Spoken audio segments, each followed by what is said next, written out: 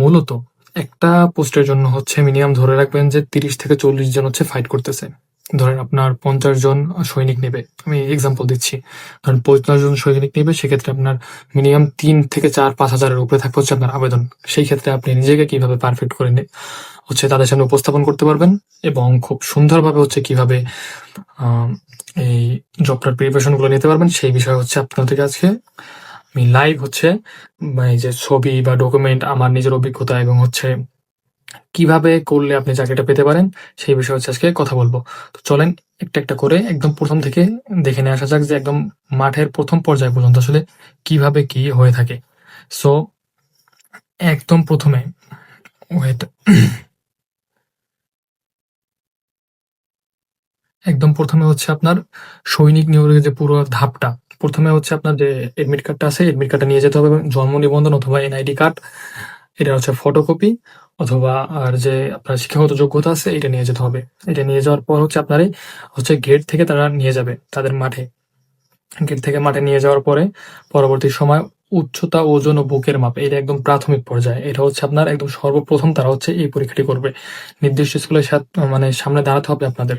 তারা হচ্ছে আপনার উচ্চতা মাপবে এবং তাদের আপনার যে উচ্চতার সাথে মেজারমেন্ট রেখে যে আপনার যে বডি সাইজ অথবা আপনার যে ওয়েট, সেটা হচ্ছে আপনার মাপবে। তারপর হচ্ছে চেস্ট মেজারমেন্ট হচ্ছে আপনার নর্মাল চেস্ট থাকা অবস্থা এবং এক্সপেন্ডেড চেস্ট বলতে হচ্ছে আপনার নর্মাল ধরেন 30 আছে, এক্সপেন্ডেড আপনার 32 দরকার আছে, মানে 2 ইঞ্চি প্রসারিত করতে হবে নর্মালের থেকে। তারপর ওজন হচ্ছে আপনার এই যে একদম সুন্দর মতো দেওয়া আছে এখানে, ওজন হচ্ছে আপনার বয়স অনুযায়ী, বয়স অনুযায়ী আপনার হাইট অনুযায়ী এটা হচ্ছে ওজন হচ্ছে আপনার করবে। তারপর হচ্ছে দৌড়। দেখেন দৌড়টা কিছু কিছু সময় পরেও নেয় অথবা কিছু কিছু সময় আগেও নেয়। যেহেতু আমি ক্রমান্বয়ে একটা করে সাজিয়েছি, মোটামুটি সবগুলো বিষয় হচ্ছে এখানে আছে। দৌড় সবচেয়ে গুরুত্বপূর্ণ ধাপগুলোর একটি, কারণ দৌড়ে হচ্ছে আপনার মোটামুটি ধরেন 30 থেকে 40 জন একসাথে দৌড়তে হবে। ধরেন 30 থেকে 40 জন দৌড় দেবে, সর্বোচ্চ তারা 5 থেকে 6 জন রাখবে, 7 জন রাখবে, 8 জন রাখবে, এর বেশি তারা হচ্ছে রাখবে না। এটা সবচেয়ে গুরুত্বপূর্ণ ধাপ। 1 কিলোমিটার থেকে 1.5 কিলোমিটার নির্দিষ্ট সময়ের মধ্যে শেষ করতে হবে। এখানে হচ্ছে আপনার কি কি টেস্ট হয়ে যাবে একসাথে, স্টামিনা, স্পিড, ফিটনেস সব তারা একসাথে টেস্ট করে নিতে পারবে। একসাথে এইরকম করে 20-30 জনের মতো একসাথে দৌড়তে হবে। তারপর ধরেন আপনি দৌড়ও টিকে গেলেন, দৌড় টিকে যাওয়ার পর হচ্ছে পুশ আপ টেস্ট।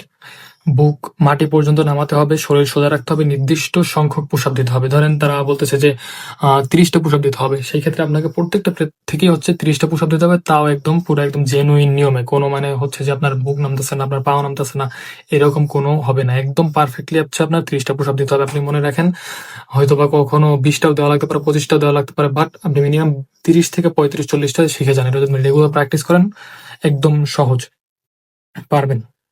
হচ্ছে পুশ আপের যে ইয়াগুলা একসাথে 5-7 জন করে পুশ আপ দেওয়া হবে। তারপরে সিট আপ, ওই যে উঠে বসে যেটা সিট আপ বা এরকম সিট আপ, পুল আপ, এই যে পুল আপ যেটা ঝোলে, এইগুলো হচ্ছে আপনার মনে করেন 20টা থেকে 25টার মতো হচ্ছে আপনারা শিখে যাবেন। 20টা থেকে 25টা, সেই ক্ষেত্রে আপনাদের যে অন্যান্য প্রার্থীর থেকে হচ্ছে আপনারা আগাই থাকবেন। কারণ অনেক প্রার্থী আছে যারা এই যে মাঠের কার্যক্রমগুলো এগুলো সম্পর্কে জানে না, এই জন্য হচ্ছে তারা বারবার হচ্ছে ফেল করে। মেডিকেল টেস্ট, এখানে পুরো শরীর চেক করা হবে, চোখ, দাঁত, কান, রং চেনা বলতে হচ্ছে আপনার ওই যে একটা কার্ডের ভিতরে থাকবে, সেখানে লেখা থাকবে এইগুলা হচ্ছে। তারপরে ফ্ল্যাট ফুট হচ্ছে আপনার যে পায়ের যে নিচের অংশ, এটা আসলে যে সমান আছে কিনা, যদি সমান থাকে তাহলে হচ্ছে আপনি বাদ। ঠিক আছে, এটা কিন্তু কিভাবে আপনি হচ্ছে এরকম একটা শেপে নিয়ে আসবেন সেটা হচ্ছে ইউটিউবে অনেক ভিডিও আছে, বা আপনার যদি দরকার হয় তাহলে বলতে পারেন, আমি হচ্ছে ভিডিও করে দিয়ে দেবো যে কিভাবে এগুলো ঠিক করা যায়। তারপরে নকনি বলতে এই যে 2 পা একসাথে লাগানোর পরে যে মাঝখান দিয়ে যে লাইগা যায়, মানে 2 হাঁটু, এটা হচ্ছে নকনি প্রবলেম। এটা থাকলে কিন্তু আপনি বাদ পড়ে যাবেন। শরীরে দাগ দেখা যাচ্ছে মোটামুটি তারা স্যাক্রিফাইস করে, কিন্তু বড় কোনো দাগ থাকলে তারা হচ্ছে বাদ দিয়ে দেয়। তারপর লিখিত পরীক্ষা মোটামুটি বাংলা, ইংলিশ, গণিত, সাধারণ জ্ঞান এইগুলো থেকে হয়ে থাকে। যদি আপনাদের পিডিএফ প্রয়োজন হয় আমাকে টাকা দিতে হবে না, সব চ্যানেল যেহেতু টাকা নিচ্ছে আমি কোনো টাকা নিব না, আমি আপনাদের ফ্রিতে পিডিএফ দিব, যেটা বললে মোটামুটি আপনারা ভালো একটা মার্কস জেনারেট করতে পারবেন। ভাইবা প্রশ্ন, নিজের পরিচয়, কেন বাহিনীতে যোগ দিতে চাও, জেলার নাম, বিষয়, এগুলো হচ্ছে আপনি আলাদা করে একটা ভিডিওতে দেখে নেবেন, অথবা যে আমার থেকে পিডিএফ নেবেন। পিডিএফ হচ্ছে সবকিছু বিস্তারিতভাবে লেখা আছে কি কি প্রশ্ন আসতে পারে। ফাইল সিলেকশন ও ট্রেনিং, সব ধাপ পাশ করলে final list, joining instruction, training সেন্টারে রিপোর্ট। তারপর হচ্ছে একদম আপনার চাকরি হচ্ছে কনফার্ম হয়ে যাবে।